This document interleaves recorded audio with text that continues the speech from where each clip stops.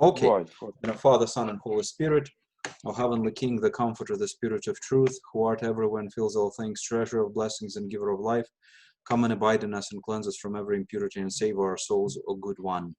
In the Father, Son, and Holy Spirit, dear friends, it's great pleasure to introduce to you Father Dr. Andrei Psarev, professor of canon law at Russian Church history, at Byzantine history at the Holy Trinity Seminary in Jordanville, New York. I'm very much indebted to Father Andrei for participating in our tonight's discussion on the history of canon law. I'm sure that for Father Andrei. Thank you to those of you who have submitted your questions already, and we definitely try to address them.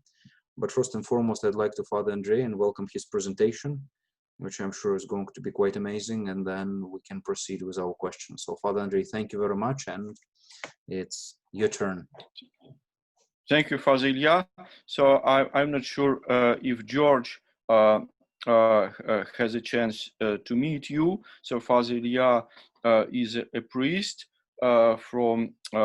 he serves a parish in Binghamton, NSCA parish. He also taught at St. Tikhon's Seminary nearby, and he himself an alumnus of St. Vladimir Seminary, and also he is well known for his very well not just organized but also unique tours of the Orthodox Christian East, where people also can get dimension of academic things, and of course traditional pilgrims things, and that he is well known for his tours in various destinations, Orthodox Christian destinations. So I'm honored to be hosted by Father Ilya today, and thank you very much for having me with you. Thank you, Father Andrei. Thank you. I would like to start with words that reportedly ascribe to Father Nicholas Afanasiev, who is an Orthodox, a very, very potent, influential Orthodox theologian, whose vision, whose understanding of the Church was very meaningful for the Second Vatican Council. And reportedly, he started his canon law classes at St. Serge with the following words: "My assignment is to teach you the subject which traditionally is called canon law. Also, I must tell you immediately that this designation is really a misunderstanding, because law as such has no place in the Church. Law intruded itself into the Church only when there was a diminishment of love." So that is his position, and this position is called as antinomist position. So from Greek nomos, law, so it's kind of opposing the law. And I openly subscribe to this position significantly. And my points of reference for this, that we see the Beatitudes, we see what happened to our Lord, that he was outside of the law, he was crucified according to the law, and it gives you idea how law can be bent and used and abused. But at the same time, Beatitudes, they all revolved around self-deprivation, self-renunciation. And when somebody renounces himself, there is very little room for any law. And of course, we would need to establish what law is. And law is a system of interaction based on rights. So we have rights, we have entitlements, we have obligations. All those things are law connected things. But when somebody voluntarily would say, listen, I'm going to work for you another day for free, so this person really sort of disturbs our law and really makes things outside of the law. And it's important to remember but when you see or come across this title of the talk, what is canon law, what is church law, you immediately probably picture canons, you immediately picture all those questions about problems associated with canon law. But first and foremost, I think we should picture New Testament. Because if there was one reoccurring, ongoing theme, ongoing subject of conversations that the Lord had during his 3 years earthly ministry, it would be with church people, with people like us. Because people like us, they would constantly ask questions about law. Because for Jewish people, law, of course, was very foundational, very important. But also law was quite detailed, and they would ask him various questions, and they would also ask his disciples, how come they do this and they do that.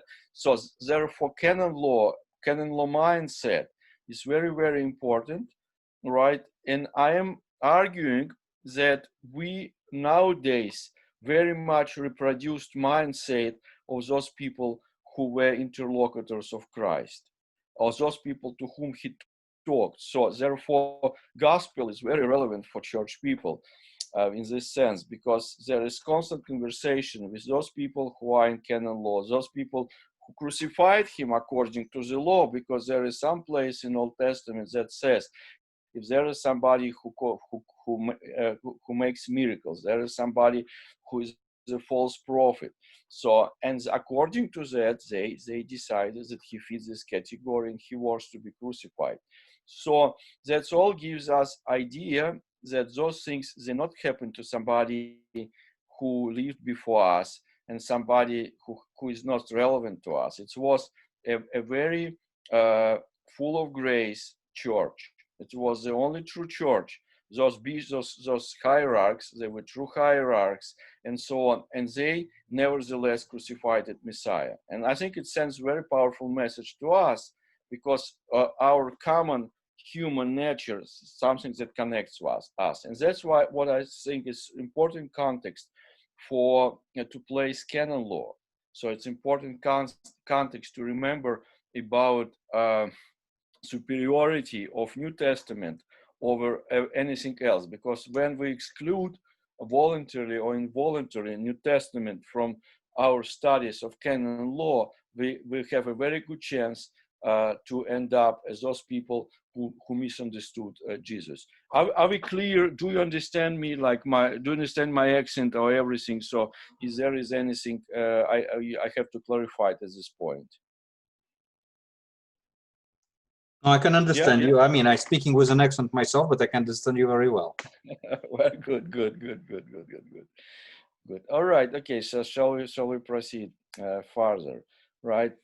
So I would like to emphasize once again that where love is, there is little room for law. Right. And those of us, of course, I mean, who are family people, they can relate to this perfectly, and probably monastic people also can relate to this perfectly. So when they, and it's a story from Desert Fathers' lives, illustrates this. There were two hermits who lived somewhere in Egypt, probably, and they realized that their life was quite cozy. Why their life was that cozy? Because they didn't have any fights. So they lived quite comfortably without any fights. And that sent them a warning message that Satan stopped bothers them. If devil stopped bothers them, it meant to them that they were pleasing to him. So with these ideas, they decided they need to have a little quarrel between themselves. So, and in order to start this quarrel, they decided exactly to find out ownership rights. And there was an horologion. So they started to ask questions. Who did buy this horologion? I bought it in Alexandria and so on. So it belongs to me. No, you're wrong. Actually, it's our common thing. So they really started a dispute. And then one of those fathers said, listen, let you have it. So they could not even have a proper scandal, a proper sort of confrontation. You see, and that's what happens when people really try to renounce themselves. But since it's really impossible, no state, no church association, I mean, not church, not state, no organization, civil organization, probably church organization, would really can live according to the Beatitudes. Because Beatitudes, they work on personal level, but on level of organization, it's almost impossible to follow them, right? At least it's arguable. So maybe somebody would disagree with me, but so that's how I see it. I see this, and because of that, church from the very beginning needed various regulations. And those regulations, they are easily divided into two categories. And one category would be disciplinary category, and another category would be administrative category. So disciplinary category also seems subjects that would fall into this category connected somehow with other limitations or other sins, right? And those things that are related to administrative categories, they're not necessarily sinful. So it's like how many bishops have to be there at consecration of another bishops and so on. How many years does it take that property would belong to this particular parish? So it kind of really a long stretch to say that those things, they are connected with our sinful, broken, corrupted nature. But all, of course, those things that St. Basil the Great described, various sins, various carnal sins, and various other things like how many years should a soldier abstain from Holy Communion because he committed homicide at the war, and so on. Those things, they are really connected with our fallen war. So that's how you uh, look at canons from the space, sort of from the very above view. And of course I should say what canons are, right? So all our terminologies that we employ, that we used, has pre-Christian, Christian, and now I'm sorry to say post-Christian history. And this word canon was used by Aristotle as a benchmark, as kind of something that it's sort of like a plumb line, as a thread with a weight at the end that was used to, it's still used in many countries to build exactly perfectly right wall, right? So it's a standard, it's a benchmark, right? And all canons, they are based on precedents, same way as in American English law, which is common law or case laws. They're all based on canons, all canons based on precedents. Therefore, it's totally unfair to expect from canons answers to all complex, perplexed situations that we've been living through. Because canons, there are 800 plus canons. The earliest of them related to the 4th century, to the 3rd century. The latest of them related to the 9th century. So it's quite different period of time, but more or less the bulk of canons would be of the Byzantine time, of the time of the Eastern Roman Empire.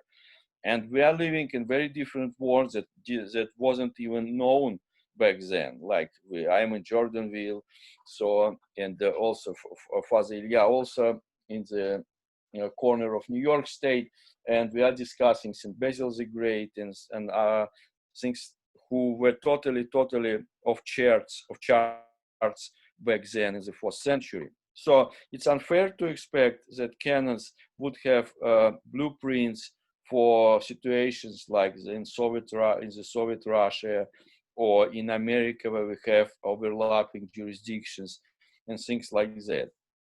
So it's important also to contextualize. I think it's a really good Orthodox mantra, contextualize. Everything is in context. You cannot just take things out of the context. And context for canons would be the church decided to to capture, to captivate particular very useful responses.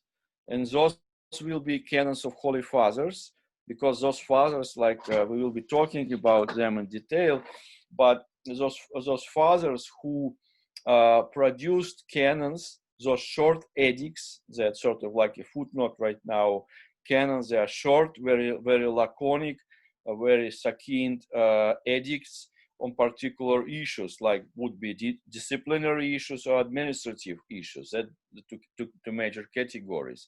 And some of them, very few, may deal also with doctrinal issues, but they are quite unique. So, and those fathers who commented on the questions submitted to them, with all respect, I don't really think that they had hindsight that people in the central part of New York State would be discussing them, right? So again, it's unfair to expect this from canons, because canons are of lesser status, of lesser weight class than Holy Scripture, right?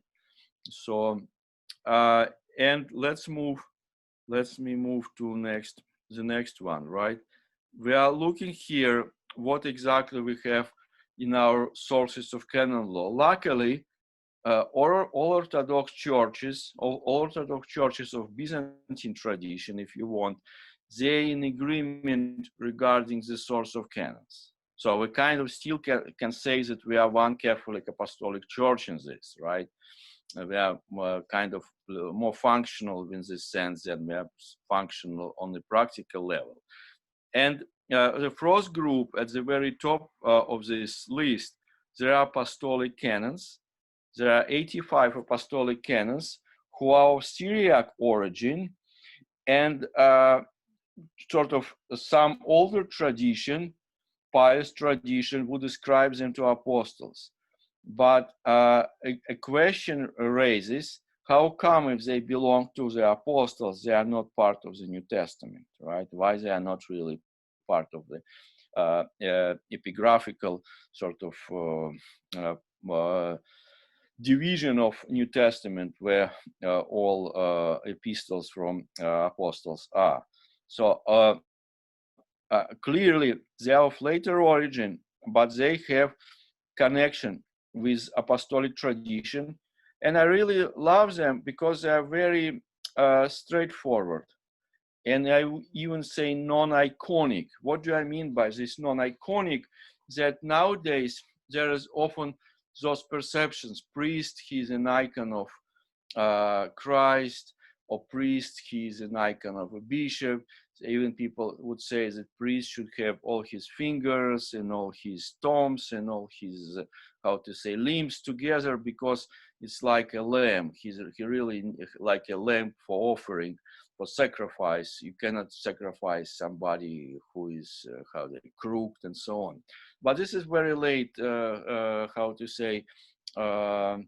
perception. But apostolic canons, they argue with this, saying if all your injuries and problems don't prevent you from function, so let you function. If you're deaf, you cannot be a priest, right? Because it's impossible to communicate with you.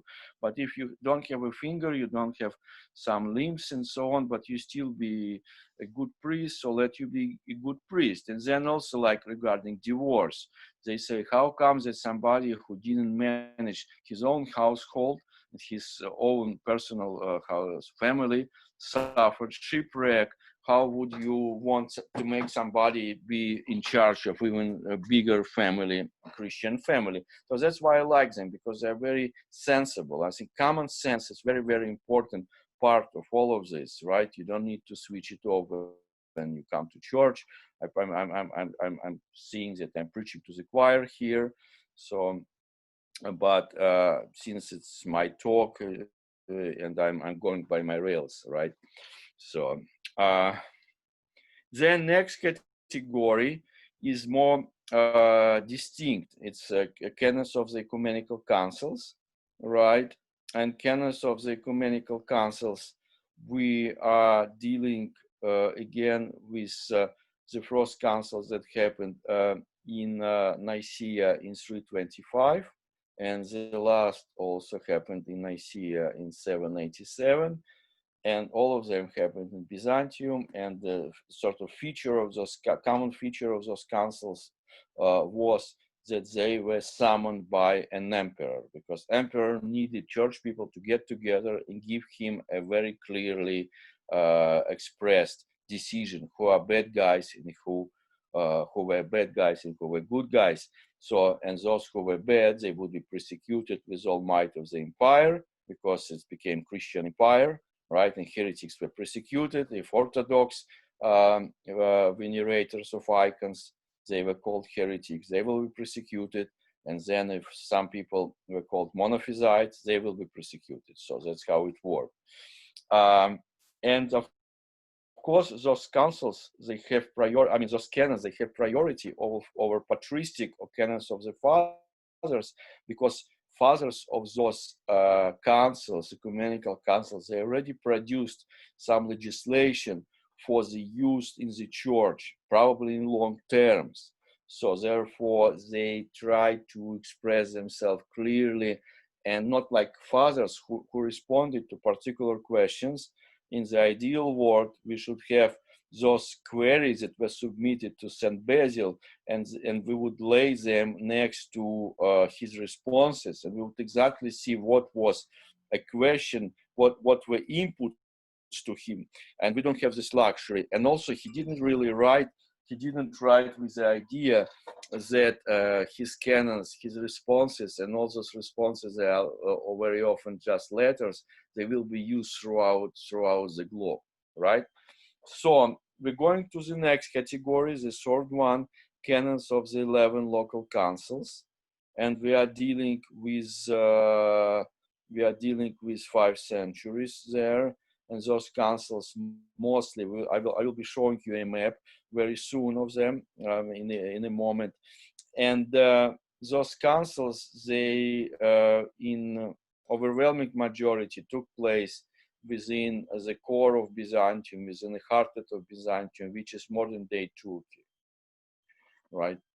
And then we have canons of the 9 Holy Fathers from the 3rd until the 8th century. Once again, those canons, they are recognized by the entire Orthodox Church, by all Orthodox churches who are in communion, from Moscow to Constantinople or Sinai. And bishops, Orthodox bishops, when they are consecrated, they give an oath, right? They give an oath to observe those canons, to follow those canons. So whatever happens on grounds, but canons still enjoy very significant status in the Orthodox Church, right? Because Orthodox Church is church of tradition, of passing on from one generation to another. You can see how canons belong there to all this mindset, to all this attitude of preserving, of keeping, of defending. So canons are very, how to say, they express all this sort of dynamics, right? So now you see there are ecumenical councils, right? On more there's a breakdown of ecumenical councils, the number of canons, and then there is peculiar council that happened in 691, which is called Council in Trula. Trula was a palace in Constantinople. So, and this council happened under Justinian II, whose nose later on was cut out, and he is himself an amazing person, really amazing. His story, Justinian II, rhinoceros.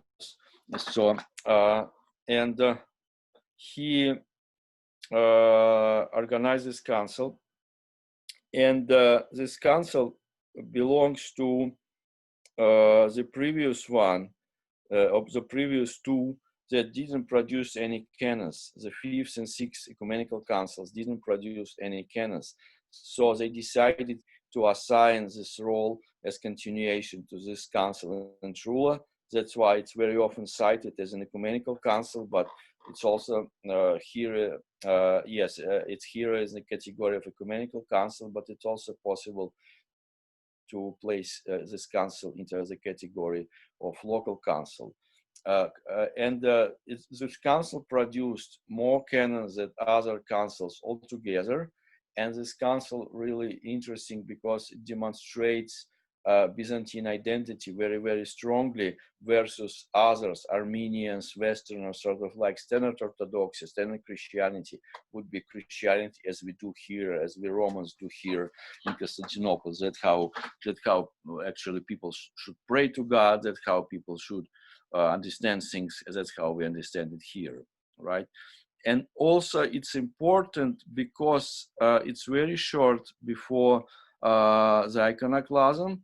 And in this time, before iconoclasm, church didn't have this very strong monastic mindset. Like the church came out of iconoclasm with monks as champions of orthodoxy, but it's also with some price. I'm not saying that it was a bad thing to pay this price, but that's how things happened.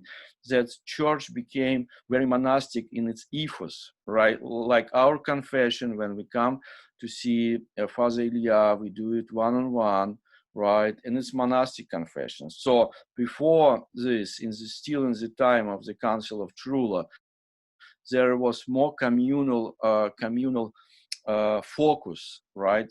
On like repentance. It was more in the sense of hearting each other rather than monastic revelation of thoughts and conversation with your spiritual guide, right? It was more focused on public penance. That still in canons you see there a canon, I think canon 8 of Blessed Theophilus of Alexandria, who describe various groups of people who were going through penance. So, and of course, their direction was towards the sanctuary and toward receiving Eucharist. And then when their public confession went out of business, so everything was substituted with private confession, and then you do really need it because everything is private. And the whole idea of as a mortal sin of somehow sharing what was done in confession, again, it's also part of this. So that's why it's interesting to look at the Council of Trula, at the last council that happened before everything changed in church very, very drastically, with Studite's involvements and stuff like that. Right, I gave you wrong name for he wasn't called Renazarus, this Justinian II, but you will find it out if you look it up. But that's it was just wrong of me. Okay, so next one. You see here fathers, of course. We only have very few people, very few saints who are called great. So church is very, very careful about assigning this title. And if somebody is called great, like Photius sometimes called the great, those fathers, Arsenius the Great, but you will have difficulty to find many of them. There are very few of them. But you see, they are really totally outstanding. And Saint Amphilochius of Iconium, and Iconium, of course, is modern day Konya, heartland of Turkey, right? Where Seljuks, one of the first Seljuks capital, I believe, was Konya. And Saint Amphilochius, it was his see there in Konya, and he submitted those questions to Basil the Great. So it looks like Dima Shkolnik joined us today, right? Dima, good to see you. Okay, we are moving further, and those are local councils, right? That we just talked about, and you see, Ankara would be modern day Turkish capital, and now Caesarea in Turkey, and Gangra, and Antioch. It's also in Turkey on the border with Syria, special administrative district there, Laodicea. And Sardica is modern day Sofia, right? It was on the border between Western and Eastern Roman Empire, right? And then we see the Second Council of Constantinople, right? And Carthage, which is very, very unusual animal here, right? The Council of Carthage, because we are dealing with Latin Africa, and we are dealing with the first 25 years of the 5th century. That council took place in 419. And the structure of this council is quite different from all those Byzantine councils. And also, in order to understand it, we need to understand Roman Church more, because Carthage was definitely part of the Roman Church, wasn't part of the Byzantine Church. But peculiarly, those canons, they found their way into Byzantine canonical collections. That's a really exotic animal to have it, but it became part of this. So, and then we have the Third Council of Constantinople, which happened after the final restoration of icon veneration in 843. And then the final one, where papal legates were, of 879, was Hagia Sophia. So that's it, right? So kind of, we don't need anything more, we are done. And so, and now picture Russians coming in. So when Russians became Christians, all theology happened.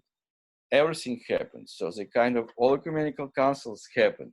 So kind of Russians, we still live in the same, theologically, in the same period as Holy Prince Vladimir was.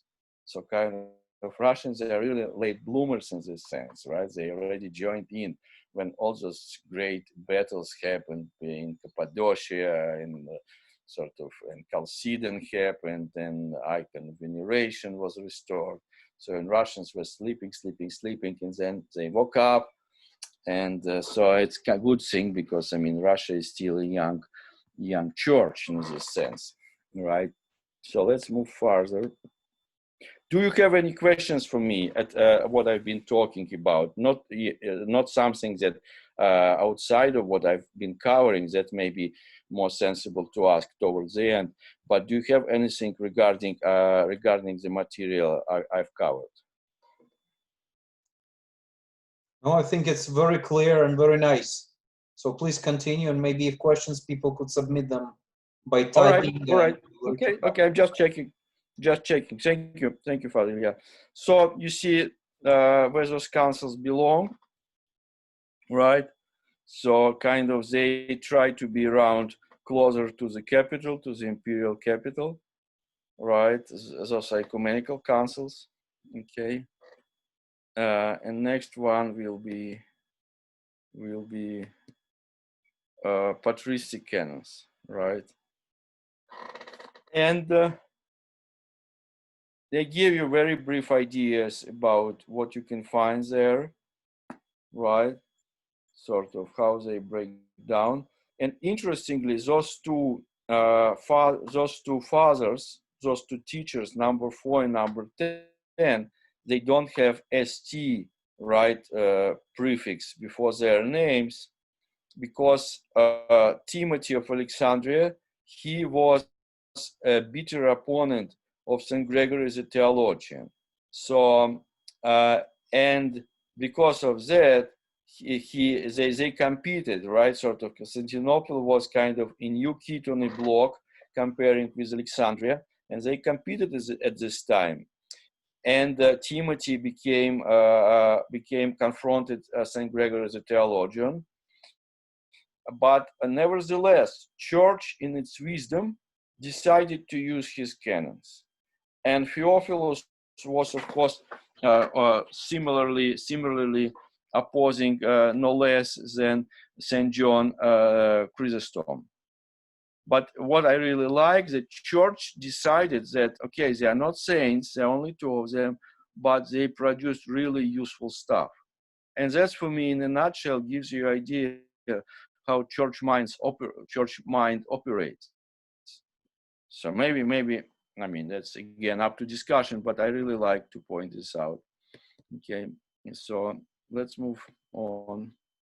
Right, so again, some iconography here, and you see their late 3rd century, and everything was in Alexandria, because Alexandria was like New York of its time. It was really a city comparable with Rome. So, and Constantinople wasn't just close to it, right? It's because of Saint Constantine choice, Constantinople or Byzantium became so relevant and important. But back then it was just a convenient stop place, right?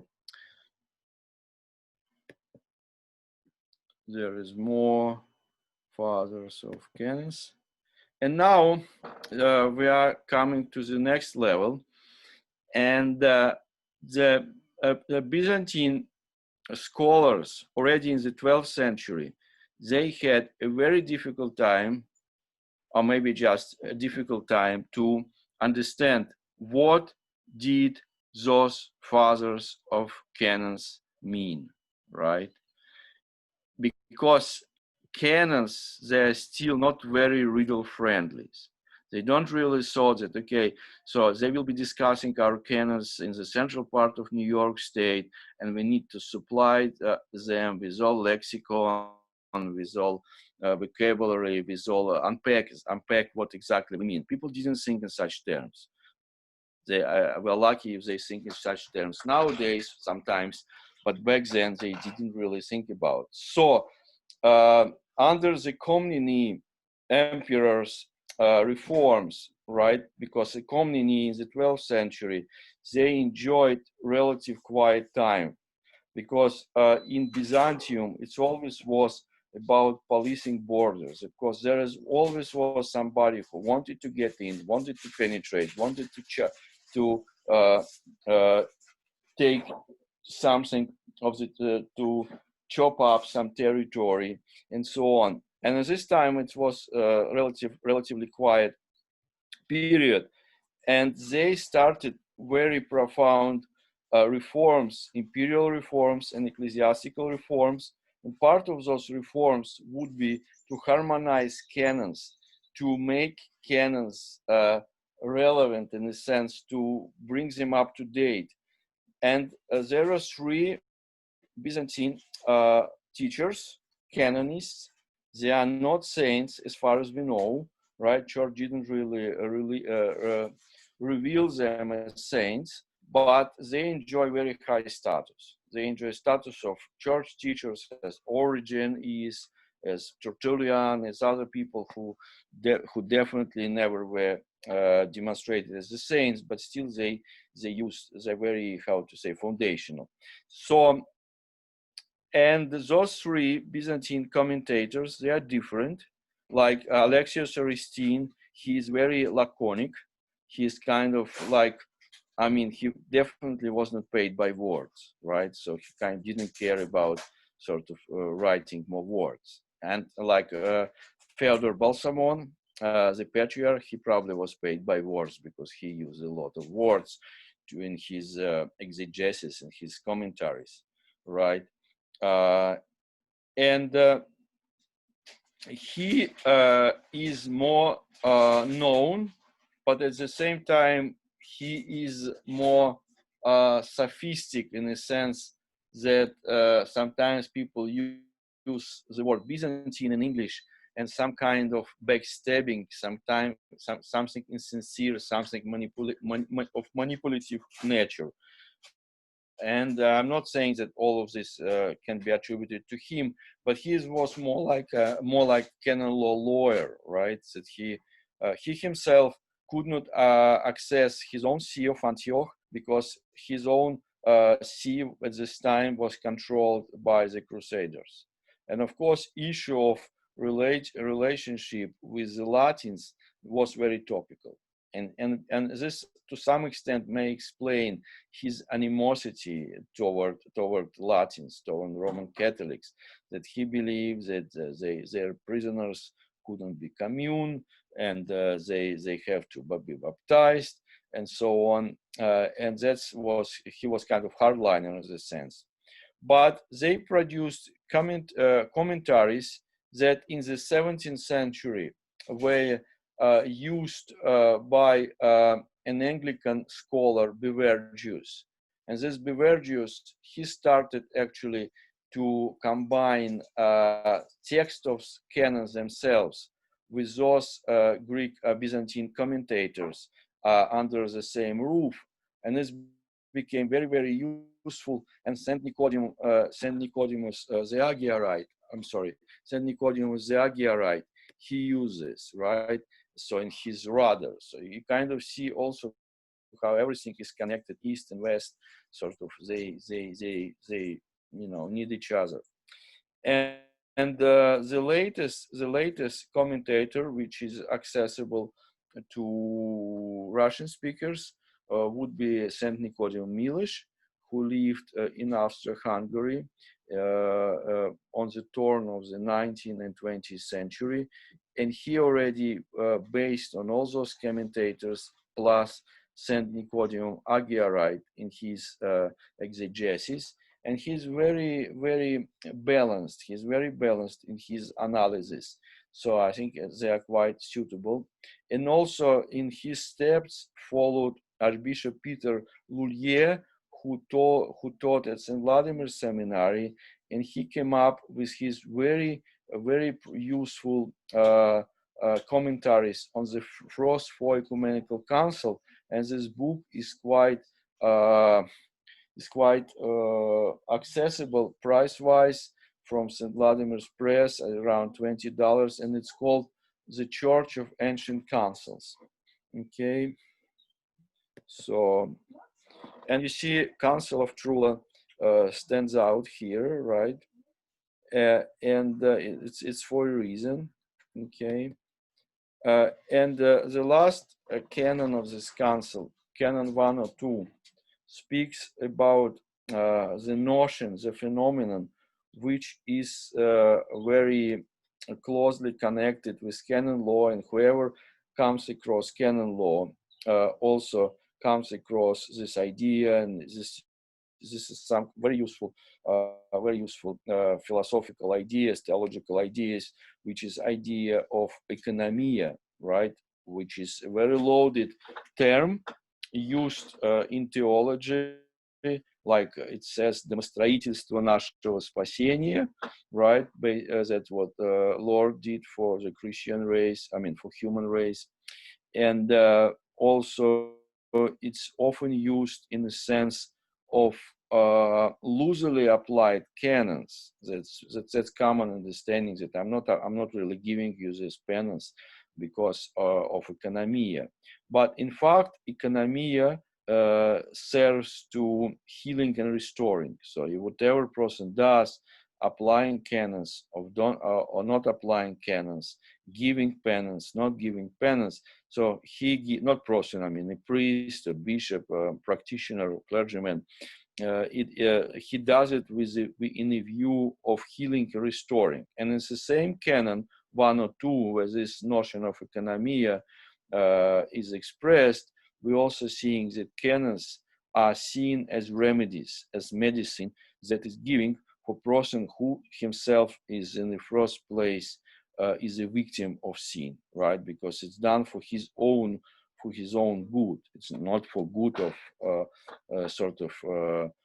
supreme justice, not good because God wants it, but it's because this person suffers from consequences of his own choices, of her own choices.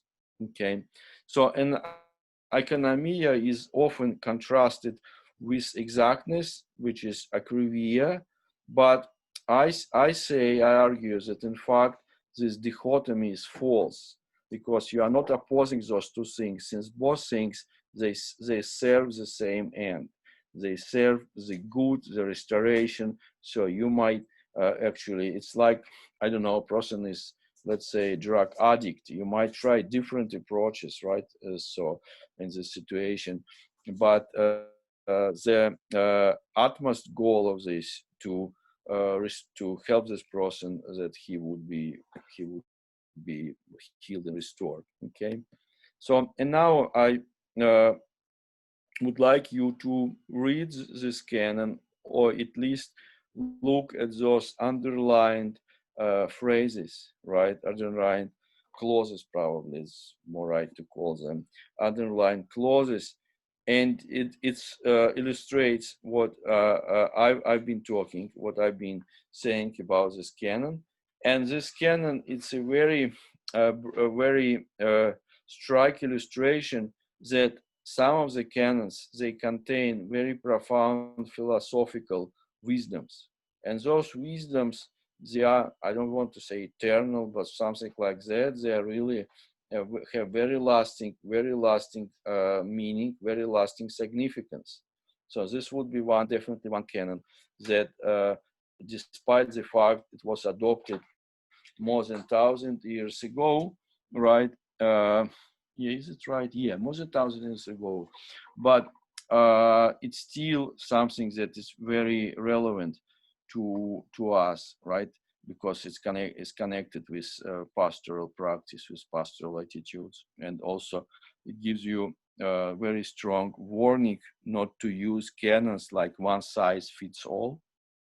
So that would be in very much against the spirit of canons themselves, right? If somebody uses canons in such a way that, you know, canons prescribe it, where you very often hear this, or not very, I don't hear it actually very often, but I mean, somewhere people use this kind of approach. Is it canonical? And whenever people ask, is this canonical? You want to ask him, what do you exactly mean? What is your question behind the question? So do you want to say that this priest, basically, he's a bad priest if you're saying this canonical? What are you really going after? Do you want to say that you are a very good Christian because you did everything else, and what is left just to find out whether this particular detail is canonical or not? So do you want to feel very good about yourself? So what exactly, what are you going after?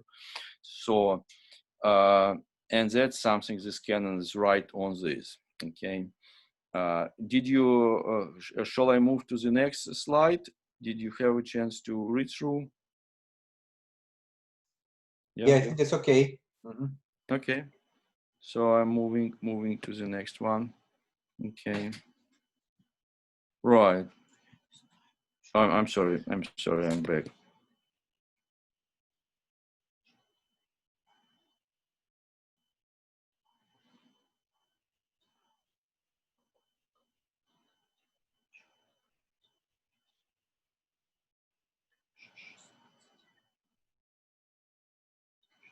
Right. So, as this canon also gives us idea that canon law belongs to pastoral theology. That's, I think, very proper context to place canon law as part of pastoral theology. And canon law is a class that, in ideal world, should be taught by a bishop, because bishops, they are the only ones who directly deal with canons. And if a clergyman refers to canons all the time and he says that according to canons and so on, for me, it's a warning sign. It's a warning sign, because there is something brewing, something is going on.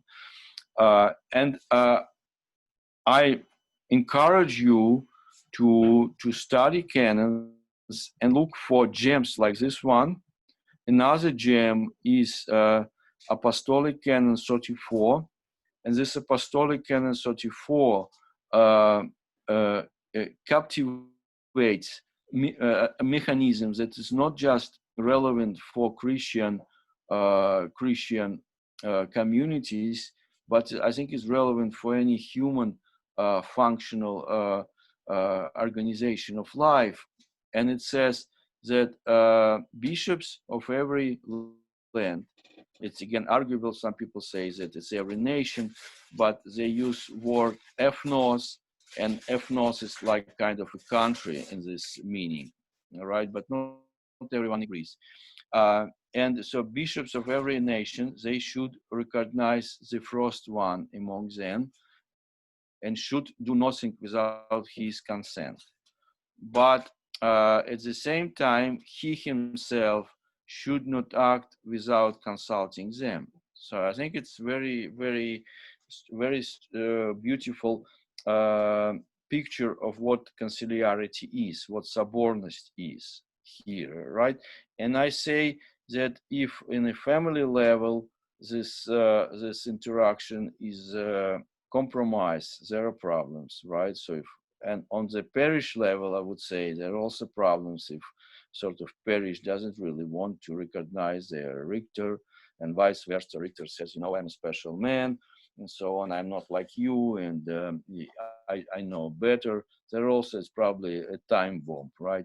And diocesan level would be the same, and just in level, not necessarily in Christian, but in any other human society, that would be useful. So that gives me ideas to say that a Christian philosophy, Orthodox Christian philosophy, is best working philosophy on the market, the best working philosophy out there, practical philosophy. So if you will follow those things, you will succeed, even sort of in how to say, in secular meaning of this word. Right. So I hope at this point that you, I mean, since we have a small group of people and the three of you went to the seminaries, I really feel I preach to the choir, right? So I don't, but I'm just going my track, right? So I'm not doing many adjustments right now to you, but I just would like to say that at this point it's clear that what canons are, this is care of canon law or church law, and everything else is built upon this foundation. And houses, buildings that are built upon this foundation are canonization of saints, that one department would be issues related to calendar, that would be another department, issues connected with pastoral theology, ecclesiology, which is how we perceive people who come to us, who want to join us. So in one place they will be baptized. So if they knock on Jordanville's door, they will be baptized. If they walk on Father Elias' door, they will be received through chrismation and maybe even through repentance. So, and all those things, they are connected with canons, how to make sense out of all this very rich traditions that we inherited, right? And that's something that actually brings us, I think, to the natural termination of this journey about what is canon law.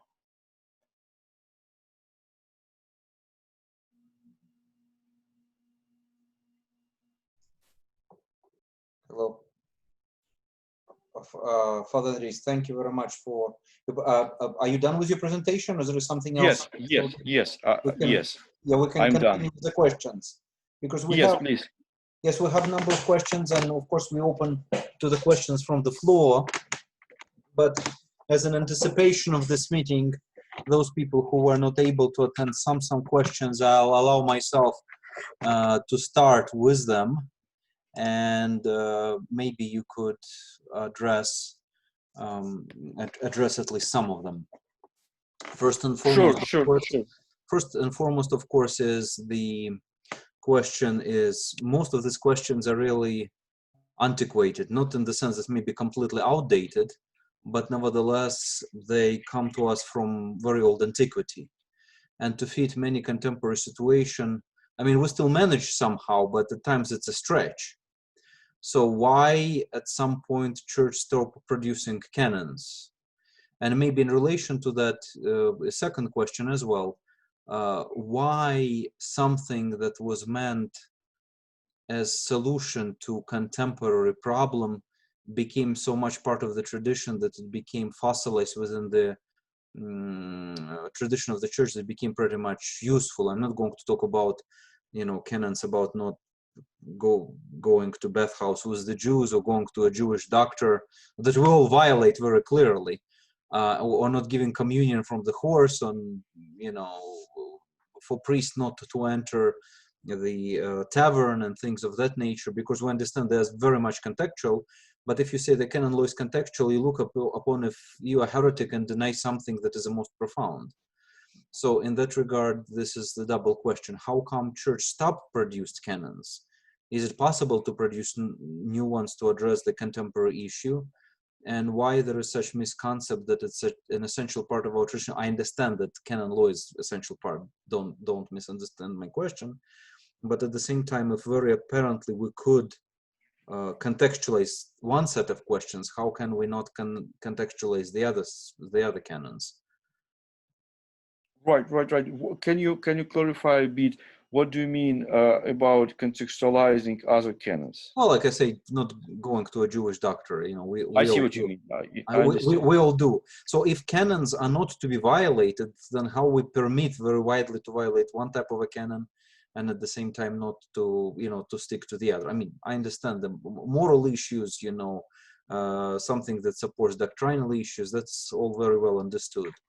But I'm Right. talking about more on practical application. Right. I think often because we are coming from modern day perception, we are not seeing canons as they've been seen by people, by their contemporaries, and we are kind of since canons they enjoy such high status and often kind of treated almost like holy scripture. We are, how to say, absolutize them. We absolutize them, and we are not doing good service to canons themselves, because they cannot speak for themselves. They cannot sort of become talking heads and say, listen, what do you do to us? We didn't really want to be used this way, so no, leave us alone. Like what you mentioned about particular situations when Christians could go to a bath house, and bath house was kind of like maybe Korean spa nowadays in the States, where people spend one day, sleep there, have talk with each other. So that can be a problem for Christians, right? But nowadays, it doesn't really have any meaning. You don't know who is there, so how are you going to figure out who is there a Jew and who is not Jew? And are you practicing Jew? I mean, an ethnic Jew? What kind of Jew you are? I mean, it's really make things how to say, just impossible to follow, and that's why common sense is important in those in those interactions. And then canons, there are canons what are like cornerstones. If you take this one or two Council of Trullo canon, I think it will be harmful. Or if you actually try to tamper with canon, apostolic canon 34, it will be counterproductive. So I think you identify those canons that are extremely important. They have very, how to say, very solid, not expiring meaning. And then you deal with canons that are obsolete, and you just admit that those canons, they are out of use. But still, because of the high respect, you try to see what exactly those fathers meant. And for instance, speaking about bathing with Jewish people, so it's idea we should to be careful to maintain our identity, our Christian identity. That kind of can be a takeaway from this, right? So, and there are always some kind of takeaways that can be relevant at close reading of a canon, but we didn't produce any how to say, codification of canons as Roman Catholics did, who are very nicely numbered. Each canon is, we have 800 plus canons, but they're not really numbered like that. And we had a very hard time to sit together at the table.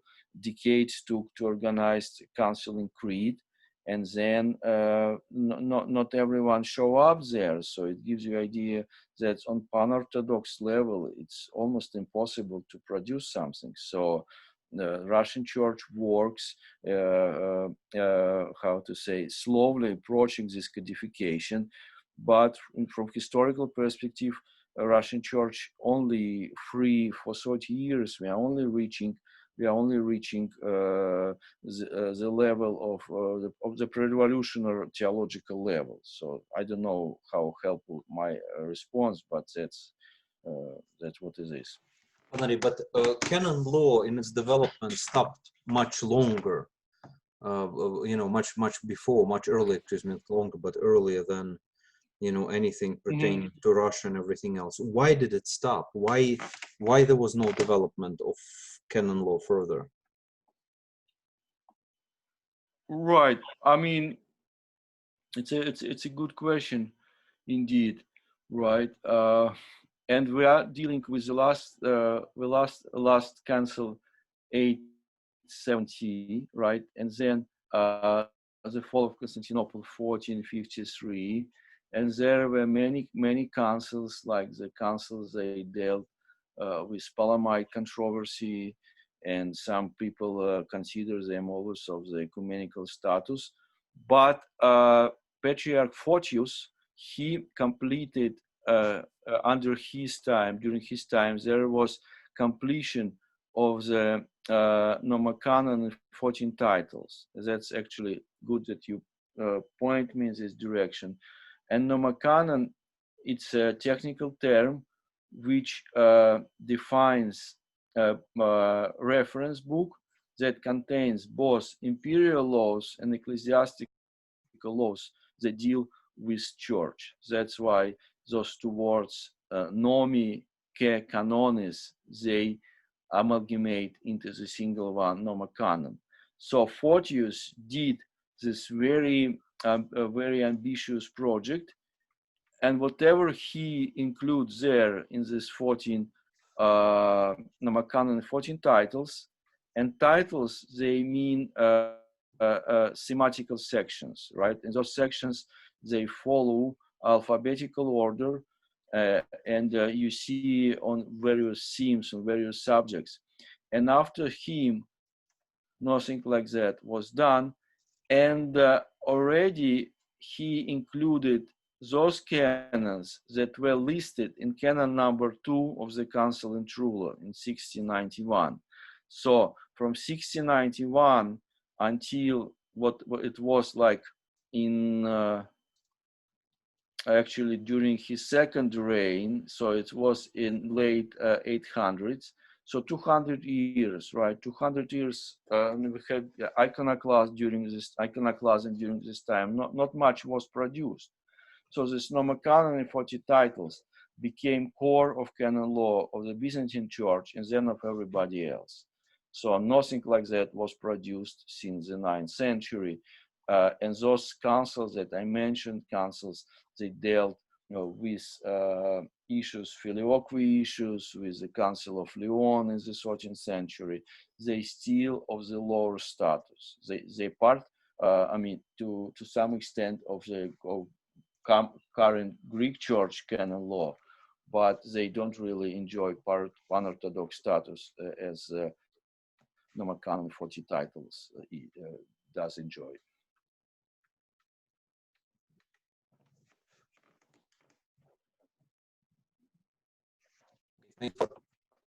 Also, there was a question on the use of the canons. In our everyday life, we use much more, general common sense. We all working within more or less the perimeters. But nevertheless, it seems very often, and that's maybe a bit of a harsh of a question, but I promise to relate it in a form exactly it was as if it was asked.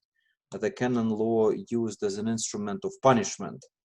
So we remember about canon law only when there is some impropriety is done, and very often, quote unquote, the judges or hierarchy or whomever, they seem to be absolved from the canon law. The term economia is used when the judges themselves violate the canon law. So it's only those who are on lower steps, either of ecclesiastical position or layman or whatever. So it seems again that the use of canon law at times, of course, I understand it's abuse and maybe not even appropriate question in that regard, but nevertheless, the canon law becomes a little bit abused, of course, in the pretext of justice. Is there any mechanism that such could be real avoided? And the economy be applied more broadly, or the necessity to apply the disciplinary measure could be applied to everybody, not just, Well, it's something that I think pertaining to our common human imperfectness. So ideally, if you are, let's say, if you are a monastic leader, you should be in obedience to some other monastic leader, but like think about Saint Ignatius Branchininov, think about some other fathers, like Saint Ignatius. He didn't find any guidance in Russia. Like he went to Optina, and he didn't find Optina to be in a good shape. So it's again, we don't live in ideal world, and that's why it's called salvation, because we struggle with circumstances, struggle with ourselves. We're not excluding ourselves. We look at ourselves as also people who are in making, in process of become better version of ourselves. And there can be injustices, true, but people are not called, they don't have to suffer and sort of take it in a sense, okay, that just happened to me, I really worth it. You can argue your case respectfully, politely, and you can explain circumstances, and you can try to go to the next level if you believe that on that level where you try to make your point, they didn't really hear you, right? I think that's, as long as you don't try to read anybody's mind. So like that's what a little bit what I heard in this question, like that basically there are double standards, and that's already something. How do we know if there are for sure were double standards? Exactly. Do we really understand everything? Do we really understand sort of why this decision or that decision was made? So that's why we cannot speak for ourselves, because also the question mentioned common sense, and common sense is it's okay to make I statement, but try don't to make any you statement, right? Because you're totally outside of comfort zone. You can speak for yourself. You can say, I feel that I was abused, I was mistreated. It's perfectly fine. But if you're starting to say that because you are an evil man, you abused me and mistreated me, that will be outside of, I think, New Testament morals that we mentioned as a larger context for canon law.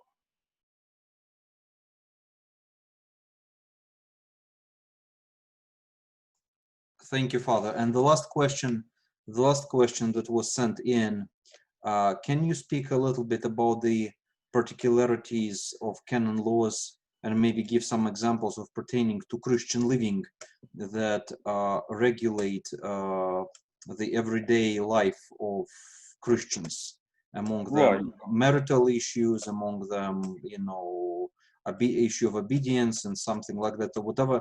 What laws do we have that govern everyday life of a Christian? I would say the one thing that I think it's safe to mention would be that we shouldn't be outside of church more than 3 Sundays, right? So after 3 Sundays, we really need to have an excuse, good excuse. So we shouldn't be. That's the longest time outside of church meetings or outside of liturgy is 3 Sundays. That's I think it's a good norm. Speaking about marital things, right? I think it also goes. It's safe to deal with somebody who can translate culturally those things into modern settings, right? Again, for instance, I think we inherited from ancient world, from Judaism, right? Sort of idea about defilement by blood. That sort of it's a big thing for Judaism. It's a big thing for medieval people, and is big thing I think for all believers. Like if an all believer person goes to a marketplace, he's expected to kind of clean himself after coming home, and that's something that also can be found in canons. And if you try to leave those things out without consulting somebody, you might do things that harmful, right, for relationship, for a couple, and for yourself maybe. That's why it's I would say impossible approach canons without having some kind of introductory into this, because canons, they are not self-explanatory. So it's okay to read them, because St. John of Damascus, he calls us to study about our faith, to learn about faith, to be responsible Christians, right? So I think canons, they belong to this category, but it can be counterproductive read them, because even terms like heresies, they would not necessarily mean the same as we understand it. So there are a lot of sort of mines there, landmines, right? When you read them, you might think, oh, wow, that's exactly who this guy is, right? But no, wait a minute, those words, they mean different things that you now want to them to mean, okay? So that's what I would say. So when you read them, they're definitely guidelines. There are definitely valuable guidelines and valuable pieces of wisdom there. But to leave them through, it would be better to discuss with somebody who was trained, right, in order to explain them. And priests, they go to seminary and they study canon law, and that's why you can talk to a priest about them. Well, but in recent months and weeks, and especially with this crisis upon us, we can see that even among the clergy there is no coherent and even respectful attitude as to what canons mean and what the life of a Christian should be. So we're still governed by the human principle, but both sides point out to the very same book of canons. So there is no necessarily unanimity as to how it could and should be understand. Yes. I mean, it's difficult because canons, again, they were not designed to be self-explanatory and work under all circumstances. For instance, we talked a bit about Canon 102. If you rewind just one canon back, you would see Canon 101, and this Canon 101 forbids, prohibits to give communion otherwise than in hands. Okay, and we know that it's not our practice anymore, but it also gives you idea about what practices were there, gives you idea about that we should be philosophical about things. So my major point here, it's not about canons, it's about how we look at things generally, how calm we are, how peaceful we are, how to say cheerful we are, how we interact with neighbor. If we are sort of quiet and we are generally mean well, there our reading of canons would be more ironic. But if sort of they say that Orthodox Christians can be divided into categories, those are of Muslim categories and Buddhist categories, right? And there is some I think some sense in this, because there are people who are more comfortable at sort of zealous expression of the faith, and they are needed. And there are people who may be a little bit more philosophical, more sort of diplomatic types. And I think both groups, they need each other, and that's, I think, how Orthodox Church operates, because both groups, they makes checks and balances for each other. That's what we see right now, and that's, I think, nothing new regarding that. Okay, thank you, Father. Anybody else has questions? Dmitry. Maybe he's busy. Okay. Because usually he has questions, but others are most welcome to participate, to send. Yes, Father. Finally. Okay. I'm sitting in a scaffolding in the monastery, painting the Pantocrator, the cupola, so I'm really busy trying to listen.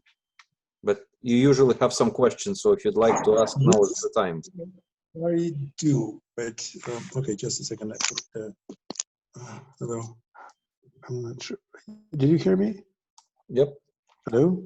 Did yes, you hear yes, me? we do. Okay, so Father Andrei, that's a question. For example, I mean, there's a lot of questions, but let's start from, if we do understand what the canons are, I mean, the rules and the guarding the walls for church everyday life in the world. Okay, and we see, like you mentioned, unfortunately, I joined like really late. I thought it starts 7:30 p.m. New York time, and I'm in upstate New York now, near Jordanville, myself. And I maybe miss big part of your lecture, but would you please mention why not now recognize all of this like old canons which are not in use anymore and may temptate not only just general public but even the clergy, and there's so many of them, and it's like one way ticking. So that's like a mechanism. If it's been accepted, it's already in, but it never go back. So why not in a contemporary society observe them, recognize them, and say, hey, this is like an old chest. It's like outdated completely, have no meaning at all. And really, as you mentioned, separate the some canons which have serious meaning and 90% or like let's say 70% of which is absolutely nonsense now. Well, I think it's done practically. Like if you think about our liturgical mindset, you would see that there are very few parishes that, I mean, at least in the Russian Church abroad, that I mean, not everywhere probably, that use any kaphisma, right? The kaphismas are very heavily abbreviated, and you see it's done on practical level. The same thing is done to canons, because if you cannot use something, life would take care of it, and that's what happens. And then in Russia, for instance, there is intercouncil assembly, there is canon law commission, and they recently they work on sort of synopsis of those most commonly happened ecclesiastical crimes based on canons.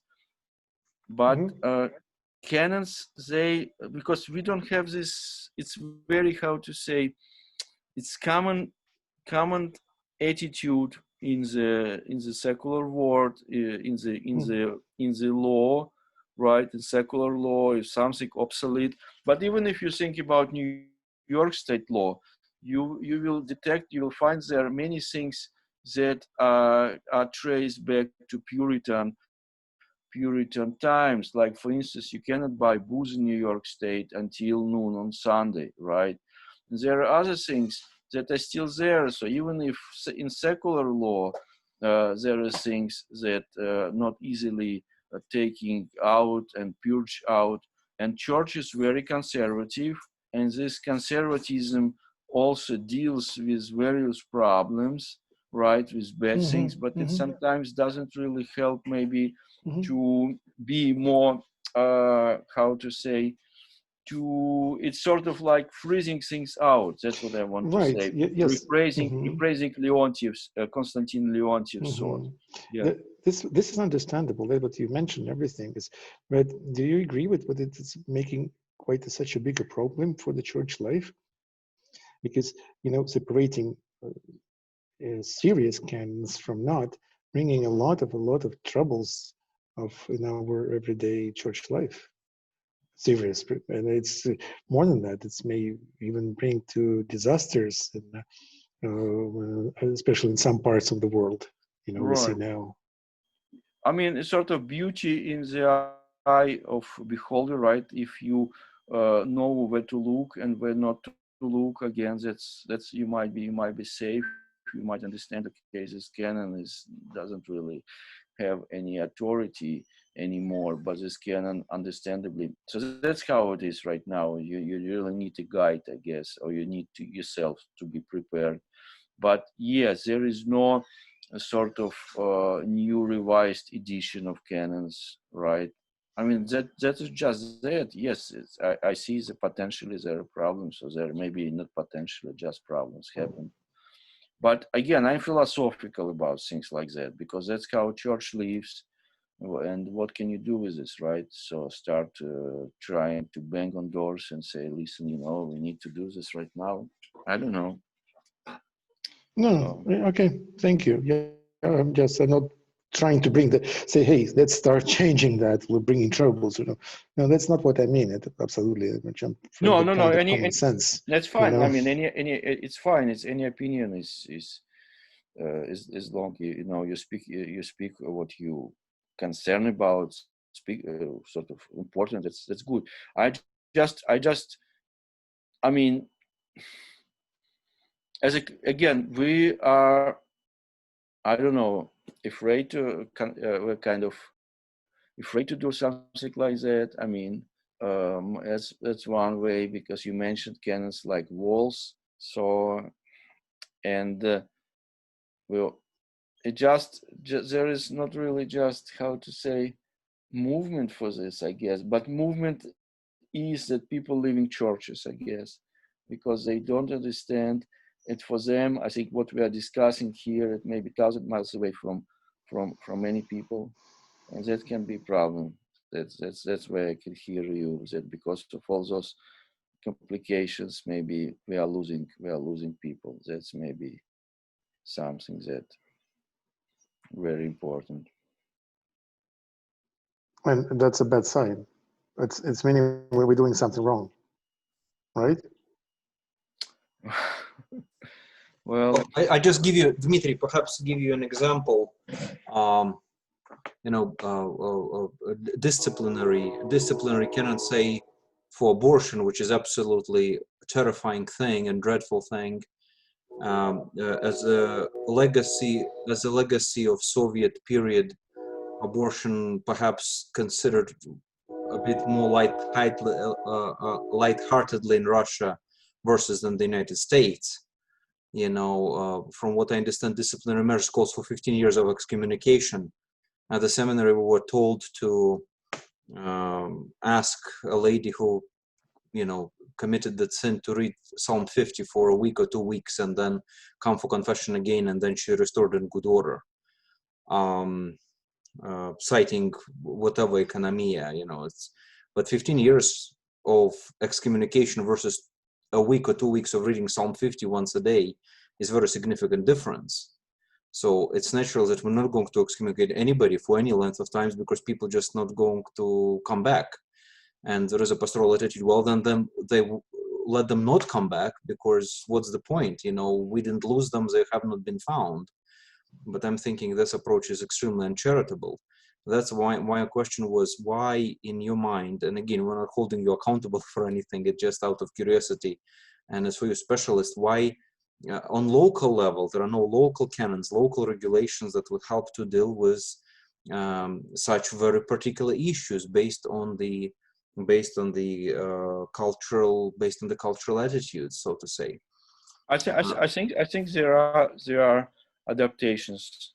That's what I mentioned about intercouncil assembly. Exactly, adaptations and recommendations. For instance, if a priest committed involuntarily homicide, like with a car or something, in Russia, he wouldn't be automatically defrocked. Right. So, and it's not exactly what canons would say, because they said if somebody shed blood, this person shouldn't be remained a clergyman, right? So this work goes on, but it takes a while, and then also people surprisingly, they are not interested in such documents. So hopefully this compendium of new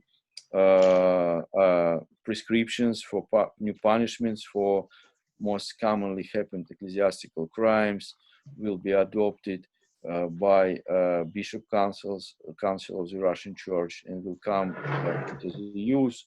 But then this work, what you mentioned, Father, is very important also, because I'm sure that you mentioned this particular instruction given as a seminary, but bishops do instruct how to use it. So definitely all agree that there is a problem and a sin.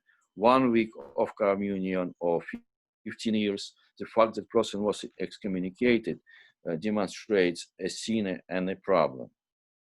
So I can give you remained the same.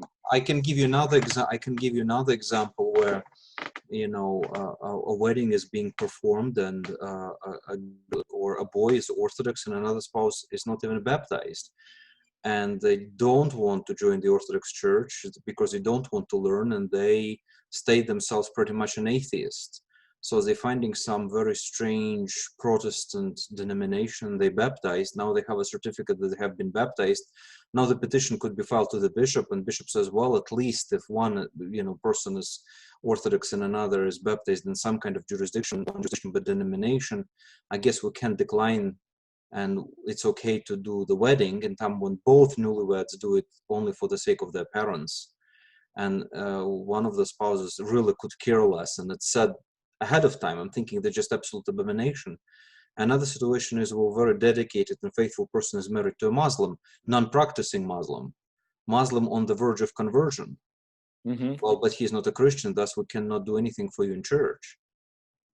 And then that potentially curious person who is Muslim in name only loses all interest in the church because he was just thrown away, and wife has the most difficult time to baptize and everything else, and she's just absolutely heartbroken. So I'm not trying to say that let's perform sacraments of the church to people who are not even Christians, but how come this situation where sincere and faithful in whatever person name is, somehow is worse than the one who professes himself to be an atheist, and we are looking for a monkey excuse to perform a sacrament just for aesthetical pleasure of the parents, not even of the ones who get married. That's a very, very good challenge, because my major task in this canon law class, how to harmonize reality that you describe with written law. And then also another question from students: why do we need even to bother to study this canon law? Because it's still in bishop's hands. At the end of the day, whatever bishop would say is that's what's going to be.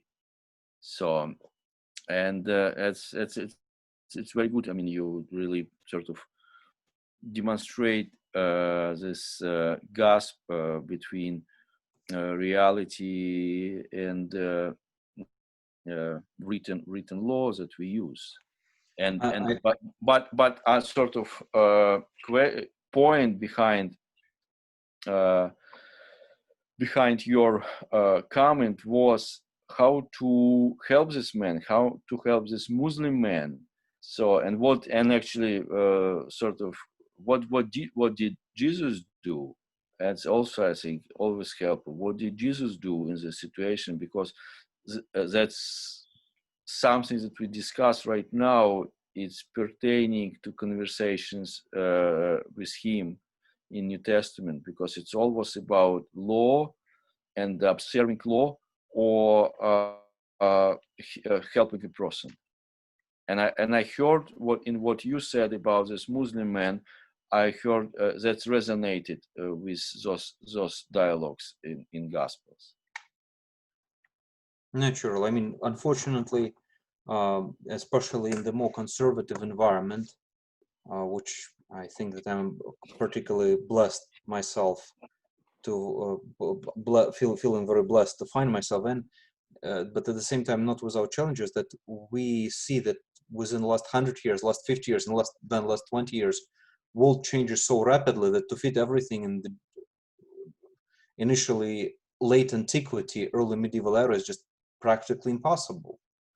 And when you say that, people sort of look at you strange, thinking that you're trying to go in the revisionist past or liberal past or whatever. It has nothing to do with liberalism. It has nothing to do with desire for change, but rather to have an appropriate answer to current challenges. You know, right? We cannot answer those questions on our own. That's the thing. That's something, I think, what relates to Dmitri's to his question. I think there has to be conciliar response, because I can say whatever I want, right?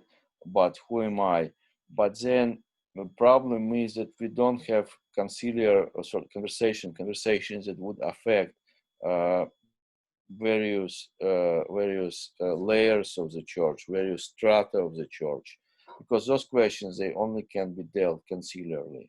That you would express how you feel about, somebody would disagree with you, and then people would listen to your conversations.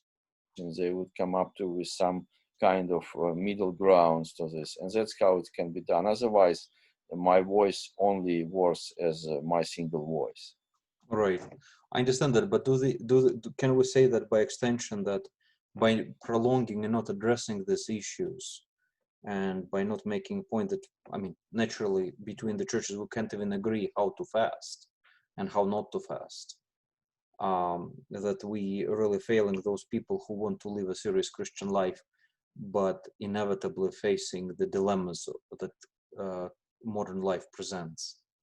Right. I mean, I'm a backseat driver, right? I'm not a priest, and I strongly believe that what happens in a confession room between an ordained minister and a Christian, it's a mystery. So I cannot fake it. Like I have a lot of experience with this field, but still I don't have this experience that you have. So that's why it's important.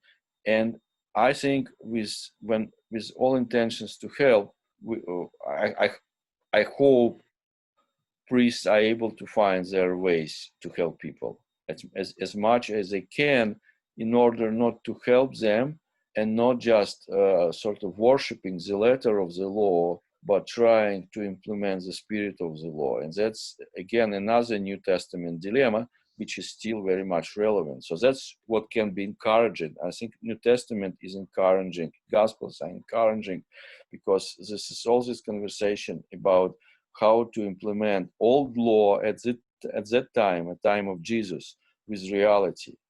How to see a person behind the law with his needs, with his situation. Whom do we serve, right? So that's I guess as close as I can approach it. Mm-hmm. Thank you, Father. Well, any other questions?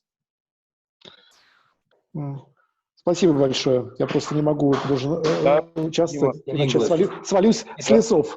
I'm sorry, I'm going to fall from the scaffold. Да, спасибо взаимно. Да, I'm really turning off, so thank you very much. Right, thank you, Father Ilya. I don't know, sort of, again, mood of canon law wasn't very, very cheerful, I guess. And I don't want to be this way. I mean, there is still a lot of exciting stuff, and we kind of focus a little bit on more gloom and doom stuff. I don't know.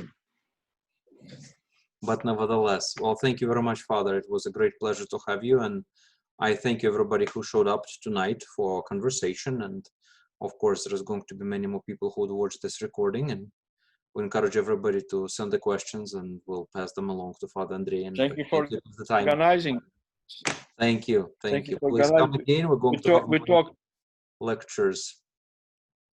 We talked long ago about coming and give this lecture in live, but at least it's now available through the video. Certainly. That's fantastic. Well, thank you very much, Father, and thank you, everybody. And please stay healthy and well until we see each other again.